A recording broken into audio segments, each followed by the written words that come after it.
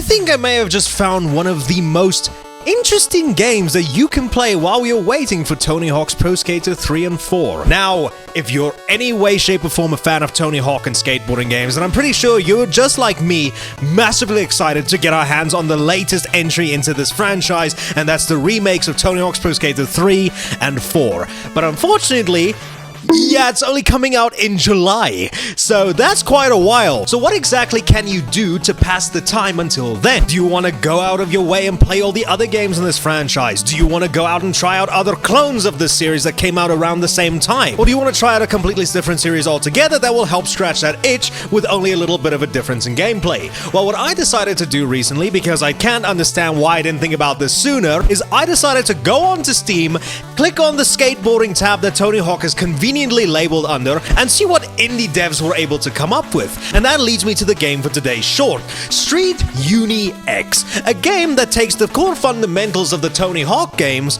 and actually just decides to put you on a unicycle. Now, if that isn't already interesting of a concept enough, every single thing about this game, from its visual presentation to the type of music that you can get to the overall structure and gameplay, it all just screams old school Tony Hawk. But now it's a little bit sized down to, accommodate for the little person, since this is an indie game. Like, you're not gonna get banger songs from bands like Goldfinger, Rise Against, Power Man 5000. No, over here, we get Twink Destroyer. But all jokes aside, I tried this game out and I really had a lot of fun. I like the controls, everything just screams old school Tony Hawk, everything from the 2-minute time limit, everything from the graphical style, everything from the objectives, like the letters you need to get, the silly objectives that you can find throughout all of the stages. And all in all, this is just a little fun indie project that takes a lot of inspiration from Tony Hawk. Now, the only problem I will say, however, is that unfortunately, it does suffer a little bit in terms of like animations and actual overall gameplay flow and physics, because this is an indie project after all. You can't expect perfection.